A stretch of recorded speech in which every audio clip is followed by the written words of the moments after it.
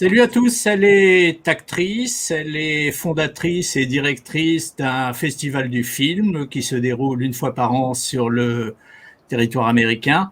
C'est déjà deux bonnes raisons d'être avec nous aujourd'hui en tant que French Boss. Et la troisième raison, c'est une raison plus personnelle, puisque la carrière de Ingrid Jean-Baptiste, qu'on va rejoindre dans quelques secondes, cette carrière est étroitement liée à ce qu'a été sa vie personnelle. Bonjour Ingrid. Bonjour. Ingrid, on va parler avec vous des circonstances de votre vie et Dieu sait si elles ont été importantes dans la vie que vous avez aujourd'hui, la vie professionnelle, j'entends, que vous avez aujourd'hui. Auparavant, un petit gimmick dans cette émission. Derrière moi, une photo de New York sous la neige, puisque au moment où nous avons enregistré cette émission, New York était complètement enseveli sous la neige.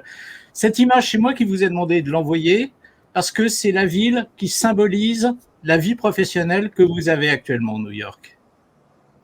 Absolument. Et c'est assez étonnant que j'ai choisi cette photo parce que nous sommes maintenant sous la neige, 15 inches de neige. Je ne sais pas combien ça fait. Ça fait à peu près 45 cm. 50 cm de neige. Multiplie par 2,5. Donc, voilà. C'est ça, ça fait 45 cm exactement. Voilà, c'est ça. Et donc, c'est une ville où il faut être résilient. C'est une ville qui nous donne une invitation justement à toujours continuer à dépasser nos limites et surtout nos limites mentales, voilà, et tous nos blocs qu'on se met en tant qu'être humain, en tant qu'entrepreneur. Et quand on est dans cette ville, on ne peut pas penser à ses limites. Alors, vous avez employé un mot, le mot mental. Il va certainement revenir assez souvent dans cette conversation, dans la mesure où le mental a joué un rôle, j'ai l'impression, après avoir lu ce que j'ai lu sur vous, j'ai l'impression que le mental a joué un rôle important dans ce qui a été votre carrière. Une dernière question sur la ville de New York. Ce que vous êtes en train de réussir, ce festival que vous avez créé, ce festival du film, le Chelsea Film Festival, est-ce que vous auriez pu le créer ailleurs qu'à New York ? C'est une question qu'on m'a déjà posée et j'aime bien y répondre parce que tout simplement, il y a 10 ans, j'ai dit non, mais je pense que au final, tout se passe dans la tête. Donc, effectivement, cette ville nous invite à nous dépasser. Et aussi la mentalité américaine est vraiment une invitation à pouvoir. C'est une ville capitaliste, donc on peut construire ce qu'on veut. Mais je crois que quand même, si on a l'envie, si on a le souhait vraiment profond, au plus profond de soi-même, de réaliser quelque chose, on peut le réaliser n'importe où. Voilà. Et il y a 10 ans, j'ai peut-être pas le même discours, mais je crois qu'on évolue en tant qu'être humain. Et oui, je pense que c'était l'envie que j'ai eue à ce moment-là. Je dis il y a 10 ans, mais en fait, ça fait 8 ans. On va sur la 9e année. Comme quoi, j'anticipe déjà. J'ai hâte d'être aux 10 ans. Et donc voilà, c'est un rêve qui est devenu réalité. Mais il faut se donner les moyens, tout simplement. Ingrid, une petite question rapide. J'imagine que je ne suis pas le premier non plus à vous la poser. Et puis après, on va passer effectivement à votre vie. Est-ce que vous avez un lien de parenté avec Lucien Jean-Baptiste ? Oui, absolument. C'est mon oncle. C'est le frère de ma maman, le petit frère de ma maman. D'accord. On va parler de vous. J'ai regardé. On va parler de vous, je disais. Si Merci. Vous en êtes d'accord. J'ai regardé attentivement, j'ai lu pas mal de choses sur vous, j'ai même regardé des émissions de radio américaines auxquelles vous avez été invité.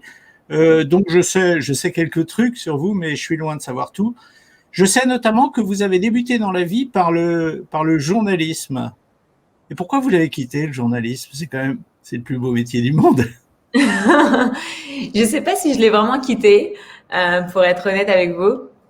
Depuis maintenant presque 1 an, j'ai créé en fait ce programme en ligne sur Zoom où une fois par mois, on invite des célébrités du monde du cinéma et de la télé Et je fais partie en fait des personnes qui interviewent ce cast, ce panel. Donc finalement, je crois que c'est toujours présent, mais c'est un format différent. Voilà, donc je travaille pas pour un média particulier. Je le fais pour le Chelsea Film Festival. Pendant le festival, j'organise aussi des panels où parfois je suis amenée à poser des questions. Donc voilà, c'est Ingrid Jean-Baptiste qui organise un peu ces interviews comme elle le souhaite. Ingrid, on va parcourir votre vie. Donc, on a parlé du journalisme. Vous n'êtes aux États-Unis que depuis quelques années. On va en parler. Racontez-moi le début de votre carrière. Il a eu lieu en France. Alors, oui, donc je suis née et j'ai grandi à Paris.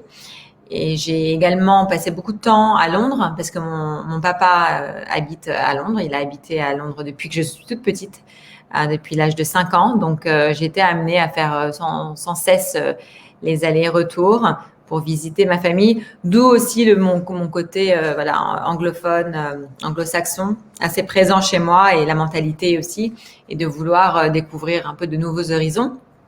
Et j'ai fait Hippocagne à Paris. Je ne sais pas si les Américains vont comprendre ce que c'est Hippocagne. J'ai toujours du mal à expliquer. Cela dit, c'est pas très grave parce que ça s'adresse surtout à une clientèle francophone. Ok. Et ensuite, j'ai étudié à la Sorbonne, histoire à la Sorbonne, et dans un but vraiment particulier de vouloir devenir journaliste. Et mon but précis, c'était le journalisme télé. Donc j'ai travaillé dans la production de Philippe Lefay pendant voilà quelques temps, et également dans des magazines.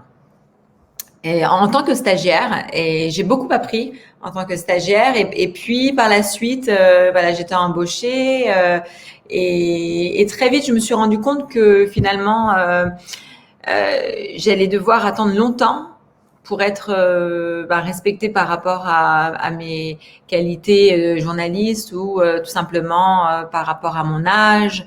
Donc et j'étais une personne déjà très j'aime bien aller vite en fait dans tout ce que je fais. J'aime bien aller vite. C'est pas que je dépasse les étapes, mais j'aime bien que les choses aillent assez vite. Et donc finalement, je me suis dit peut-être qu'aux États-Unis, je vais pouvoir réaliser mon rêve le plus cher, qui est d'être journaliste. Et quand je suis arrivée à Los Angeles, dans un premier temps, j'ai rencontré beaucoup de gens qui étaient dans le cinéma et qui me disaient, mais Ingrid, est-ce que tu es mannequin? Est-ce que tu es actrice? Alors je dis non, moi pour moi j'incarnais vraiment le journalisme. Je dis non, je suis journaliste et j'aimerais travailler voilà dans la presse américaine. Et par la suite, j'ai effectivement travaillé après à Los Angeles dans un média américain, mais c'était très différent, et c'est pas vraiment ce que je recherchais. Donc c'était très Hollywood, très gossip, très un peu comme on pourrait voir Public, les magazines un peu people en France. Donc c'est pas vraiment ce que je recherchais en tant que journalisme. Et très vite, l'acting, le cinéma m'a en fait rappelé que c'était ce chemin-là que je devais suivre, parce que quand j'étais petite, j'avais aussi pris des cours de théâtre au cours Florent, ma maman en fait est dans le cinéma et dans la photo depuis 30 ans, donc j'ai baigné dedans.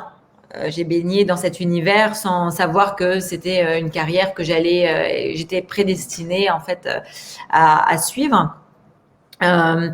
Finalement, on va dire fast forward, j'arrive en 2008 à New York dans un premier temps, et je me rends compte que c'est peut-être une ville où j'aimerais m'y installer.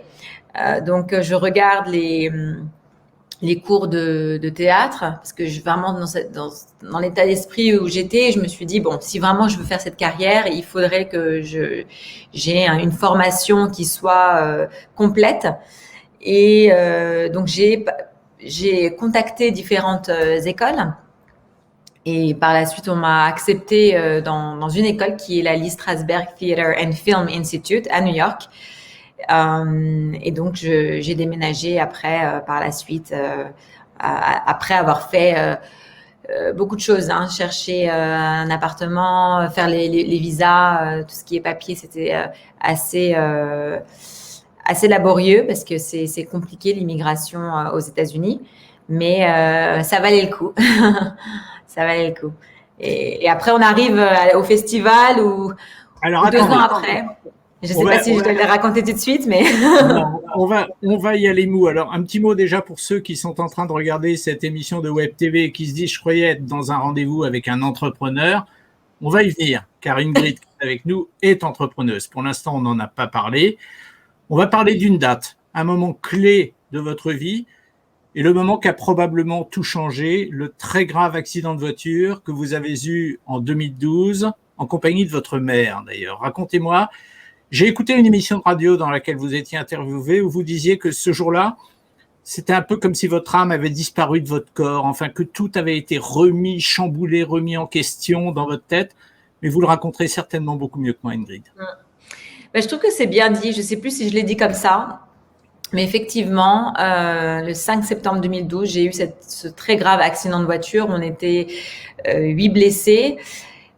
Deux voitures voilà, sont rentrées en collision en plein ville de New York. Alors, on me demande souvent, est-ce que tu étais dans un taxi? Alors, non, pas du tout.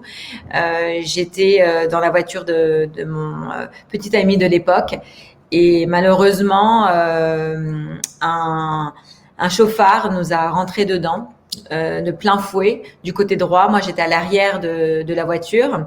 Effectivement, c'est un accident qui a forcément chamboulé ma vie. Et 6 mois après, j'ai créé ce festival, en fait. 6 mois après, l'idée m'est venue pendant la convalescence. L'idée de créer, c'est une plateforme internationale, est venue pendant ma convalescence. Est-ce que je peux vous interrompre, Ingrid? Parce que je me pose une question. Vous étiez actrice à ce moment-là, vous faisiez encore peut-être un peu de journalisme, je ne sais pas, mais en tout état de cause, j'imagine que vous ne deviez pas gagner beaucoup d'argent.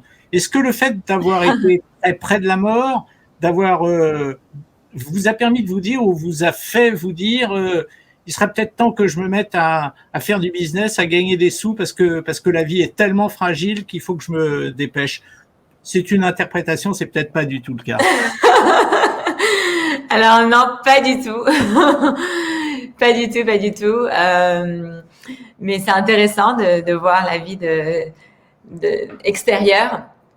Alors pas du tout, mais effectivement, je sortais de l'école d'acting à ce moment-là. Ça faisait déjà 1 an. Et je venais juste de signer avec ma manager. Et d'ailleurs, le jour où j'ai eu l'accident de voiture, où ma maman était aussi dans la voiture, on a dû appeler ma manager pour lui expliquer que je pouvais pas aller sur le tournage, parce qu'en fait, j'avais un tournage qui était déjà programmé la semaine de l'accident. Et donc, elle pensait que c'était faux. Donc, parce que c'est pas possible. Donc, en fait, les choses commençaient à vraiment se mettre en place au moment donné où très très peu de temps avant l'accident. Et ce qui s'est passé dans ma tête, c'est pas forcément en fait le fait de gagner de l'argent, pas du tout, parce que quand on se met à faire un festival, c'est vraiment pas pour l'argent. Même si maintenant le festival se porte bien après 8 ans, mais je vous avoue que c'est beaucoup de travail. C'est vraiment c'est comme l'acting en fait. C'est un métier de passion, être producteur de films. On se met pas dans cette profession pour l'argent. Mais pour revenir à votre question, j'ai toujours été entrepreneur. À l'âge de 15 ans, voilà. Donc c'est pour ça que c'est important que les gens sachent que je crois que il doit y avoir aussi une âme d'être voilà. C'est un état d'esprit. Et ma mère est entrepreneur, mon père également, toute ma famille, ma grand-mère. Voilà, ça doit peut-être venir d'elle au départ, qui a élevé ses 6 enfants toute seule. Et je disais ça parce que, en fait, à l'âge de 15 ans, j'ai ma tante qui avait un magasin de photos, et à l'époque, ça existait. Un magasin de photos, on allait chercher nos films, on allait développer nos belles photos en différents formats et les encadrer, etc. Et donc, j'allais l'aider le week-end pour me faire un peu d'argent. Et l'été est venu, je crois que c'était en 2000, je sais plus, mais bon, les années 2000. L'été est venu et elle m'a dit, bon, Ingrid, je crois que tu es capable de tenir la boutique.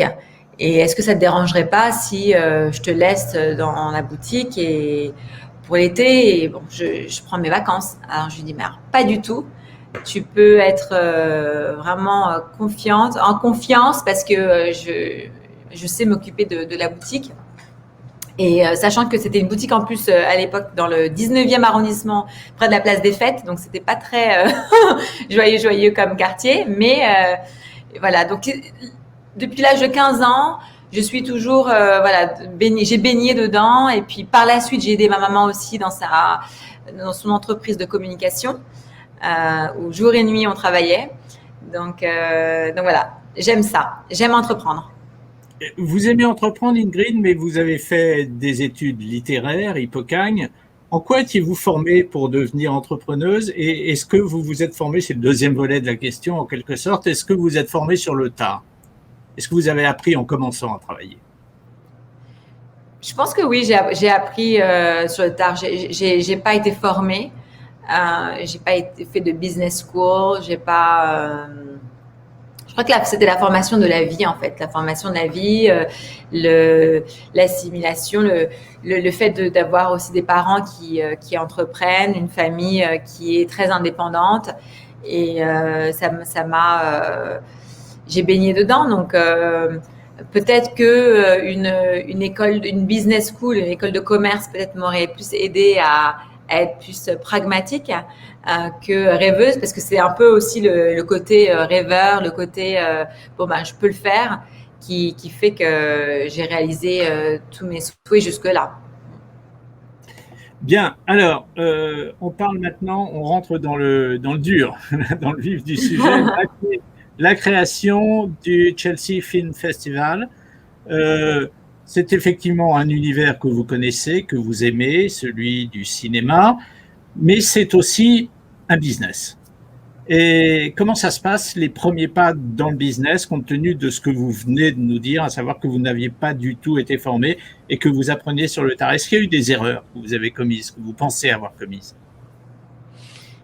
Alors, donc déjà les premières étapes, c'était de créer ce business plan, d'aller taper à toutes les portes possibles et imaginables, soit de banques, mais aussi de personnes que je connaissais déjà, tout mon entourage, voilà, regarder les personnes qui pourraient être susceptibles de me donner un coup de main. Donc, ça a été vraiment de mettre tout ça en place, et avec l'aide, le soutien précieux de ma maman. Mais ça, c'est pas facile, Ingrid, d'aller chercher de l'argent. Quand on est journaliste, moi je sais, je suis journaliste, quand on est actrice, vous l'êtes aussi, aller chercher de l'argent, c'est pas forcément la chose qu'on préfère. Il faut se faire violence un peu. Est-ce que vous avez eu du mal à vous muer dans ce rôle-là? Alors non. En 2013, il faut se rappeler le contexte dans lequel j'étais, dans le contexte émotionnel, peut-être spirituel également, qui fait que je sortais d'un accident de voiture qui m'avait presque coûté la vie. Donc, j'avais pas de peur, j'avais pas de limite, il y avait vraiment pas d'obstacle dans ma vie pour me dire c'est difficile en fait. J'étais partie dans une entreprise incroyable. Voilà, c'était un engouement où j'écrivais tout sur un papier, sur plein de feuilles, où j'avais je me souviens des stickers dans ma chambre et dans mon studio à l'époque. Et j'étais en train de faire pour moi presque un grand vision board, comme on appelle ici, voilà, pour voir comment tout allait se mettre ensemble. Et donc j'avais pas peur. Maintenant, 8 ans, 9 ans après, c'est différent. J'ai pas peur, mais c'est jamais très fun en fait pour moi d'aller demander de l'argent. Alors, je demande pas de l'argent, mais je suis passionnée par ce que je fais. Les gens participent parce que justement, ils voient qu'il y a des résultats. On est maintenant une plateforme internationale où on a montré énormément de films. Plus de 1000 films ont été présentés depuis la création du festival. On a commencé avec 17 films de 13 pays différents en 2013. Et il n'y a pas si longtemps, on a juste terminé la 8e édition avec 130 films. Donc voilà, je crois que si on veut être entrepreneur ou si on veut juste réaliser, on va dire, c'est même pas mettre le label entrepreneur sur une personne, mais c'est si on veut réaliser ses souhaits, à un moment donné, bon, il y a des choses qu'on va pas forcément vouloir faire, mais il faut les faire, voilà. Ingrid, est-ce que les Américains, vous avez l'impression qu'ils vous ont aidé à créer votre festival? Parce que finalement, vous étiez une étrangère, une Française, même si vous étiez bien installée aux États-Unis. Est-ce que vous avez l'impression que vous avez été aidé mieux, par exemple, que vous auriez pu l'être en France sur des circonstances analogues? Je pense que ça a été différent. Ça a été. Je crois que si on véhicule vraiment un message de passion, d'excitation. Je crois que la mentalité américaine et l'américain et le new-yorkais surtout, on va dire le new-yorkais parce que c'est très différent de d'autres États. Et ben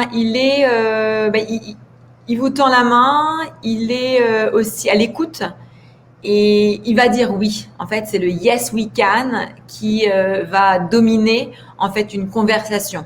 Ou alors, s'ils peuvent pas, ben ils vont dire bon ben on va réfléchir, mais ou on vous rappelle. Mais c'est très rare qu'on m'ait dit non en fait. C'est très rare qu'on m'ait dit non. Alors parfois je préfère aussi le côté direct du français qui va dire bah non c'est pas possible non c'est pas possible je l'ai entendu beaucoup de fois mais c'est bien aussi d'entendre le yes we can parce que finalement on s'est dit ah bah on peut faire ce qu'on veut ici.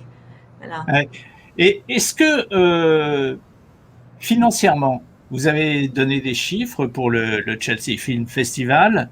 On a compris que c'était quelque chose qui montait en puissance et que vous en attendiez beaucoup à terme. Moi, j'ai aucune idée, et je pense que beaucoup de gens qui nous regardent n'ont aucune idée, financièrement, comment on s'en sort d'une entreprise comme la vôtre? Alors, on est une non-profit organization, donc on est c'est l'équivalent d'une association. Je crois c'est l'association 1904. Loi 1901. Loi de 1901. Une association à but non lucratif. Association à but non lucratif. C'est très différent le statut américain parce que pour être une association donc à but non lucratif, une charity, une public charity comme il l'appelle ici, et avoir le 501c3, il faut mettre à peu près c'est 1 an. Voilà, c'est 1 an de papier parce que voilà donc c'est assez intéressant de voir en fait le process, comment le process, la façon dont le process, comment en fait les choses se créent ici, parce que pour créer une LLC, eh ben c'est en 5 minutes sur Internet. D'accord, on va sur un site, on s'enregistre, on crée. Et d'ailleurs, c'est comme ça qu'on a créé au départ le Chelsea Film Festival. Comme je vous ai dit, j'aime bien aller vite. Et par la suite, je crois que c'était 6 mois après. Voilà, j'ai été conseillée par des avocats qui m'ont dit que bon, si je voulais créer un festival, une entreprise culturelle et avoir des partenaires, avoir le soutien de politiques, des subventions publiques, il va falloir que j'ai un autre statut. Donc, on est passé donc au 501c3 après 1 an. Et effectivement, et donc c'est rétroactif. Donc du coup, ça m'a permis d'avoir un statut qui était voilà, en 2013 à la création, à la date de la création, j'ai pu voilà, lancer le festival finalement en 501c3. Et donc j'ai oublié la question du coup. Non, non, non, non, mais la question c'était financièrement, et donc vous Ah oui. avez répondu en nous expliquant d'emblée ce que j'ignorais, qu'il s'agissait d'une association à but non lucratif. Ce qui m'amène à la question suivante, Ingrid, de quoi vous vivez aujourd'hui financièrement? De quoi je vis? Oui. Alors de plusieurs choses, de plusieurs choses. C'est une question qu'on m'a jamais posée. Alors, je suis très discrète sur combien je gagne, mais je peux vous dire combien. Je demande, pardonnez-moi Ingrid, je demande. Non, mais c'est intéressant parce que comme je fais plusieurs choses, je suis également consultante pour les réalisateurs, les acteurs. Je consulte pour énormément de créatifs qui ont besoin d'avoir un peu un guide dans leur vie, qui se disent bon, je suis artiste, je sais faire un film, mais comment aussi je gagne de l'argent. Donc voilà, je suis aussi consultante pour ce type de personnes. Et je suis actrice, et c'est aussi un moyen pour moi de gagner de l'argent, même si on pense que les acteurs ne gagnent pas d'argent. C'est vrai que ça manque un peu de précision dans le chiffre quand même. Mais bon, je vais pas vous obliger à en citer si vous voulez pas, mais c'est vrai que c'est pas très très précis ce que vous nous racontez. Et forcément, le festival également est un moyen pour moi de vivre aussi. Hein. Je le fais pas. Voilà, il faut bien que je vive de quelque chose. Donc, le festival est également un moyen pour moi de vivre. Voilà. Ingrid, est-ce que aujourd'hui, en 2021, début de l'année 2021, Ingrid, elle se sent plus actrice, elle se sent peut-être encore un petit peu journaliste dans sa tête et elle essaye de perpétuer des activités de journaliste, ou est-ce qu'elle se sent maintenant patronne d'un festival, c'est-à-dire d'une certaine manière, même si c'est une organisation à but non lucratif, patronne d'une entreprise d'une certaine manière? Vous sentez quoi aujourd'hui, Ingrid? Là, au moment où je vous parle, je me sens actrice parce que je viens juste de terminer un tournage, voilà, dans The Blacklist. Et effectivement, toute mon énergie en ce moment est très basée sur, très focus sur l'acting. Je fais beaucoup d'auditions, je fais beaucoup de voice-over aussi, de doublage. Donc ça aussi, c'est un moyen c'est une autre source de revenus pour moi. Après, bon, ce matin, j'étais aussi en train de répondre à des emails pour le festival. Et j'ai d'ailleurs un événement vendredi, dans cette semaine pour le festival. Donc, tout dépend du moment. Je suis multi-casquette. et je suis effectivement aussi la patronne du festival. Voilà. Est-ce que votre expérience d'entrepreneur, donc de patronne du festival, elle pourrait déboucher sur d'autres entreprises que vous pourriez créer? J'imagine en restant dans ce secteur parce que c'est le vôtre, tout simplement. Est-ce que vous pensez de temps en temps à essayer de monter d'autres choses? Ah oui, tout le temps, sans cesse. C'est même un problème parfois. Je sais pas si c'est un problème, mais c'est vraiment j'ai beaucoup d'énergie et d'idées. Et j'ai toujours envie qu'elle se réalise. Donc oui, on a déjà en fait notre compagnie de production de films. Quand je dis on, je parle de ma maman et moi, qui a été créée aussi à l'époque en 2013. Elle est pas vraiment active pour le moment, mais Ingrid, petite parenthèse, votre mère, elle vit aux États-Unis aussi? Alors non, elle vit à Paris. D'accord. Elle vit à Paris et elle se déplace, on va dire, très souvent. Plus maintenant avec ce malheureux Covid, mais effectivement, elle est très très présente dans beaucoup de choses, hein, dans la façon dont on organise le festival, la vision, le financement. Et donc pour l'instant, elle est toujours à Paris, mais j'espère un jour elle sera très près de moi. Comme le bébé grandit maintenant, et donc on a vraiment énormément de projets à venir. C'est une belle conclusion. On a été content d'entendre l'histoire de Ingrid Jean-Baptiste parce que c'est véritablement une histoire originale qui mêle à la fois le professionnel et l'humain. Merci Ingrid d'avoir été avec nous aujourd'hui. C'était sympa. J'ai trouvé que cette conversation pouvait être intéressante, c'est l'avenir qui nous le dira, mais pouvait être intéressante pour ceux qui nous regardent sur French Morning et qui vous ont écouté aujourd'hui. Merci Ingrid, c'était sympa. Merci beaucoup, merci à French Boss de m'avoir invité. Et là, je ne sais pas si vous entendez les sirènes de New York. Ouais, ça me fout la trouille, je vais vous quitter. À bientôt Ingrid, merci d'avoir été avec nous. À bientôt. Au revoir.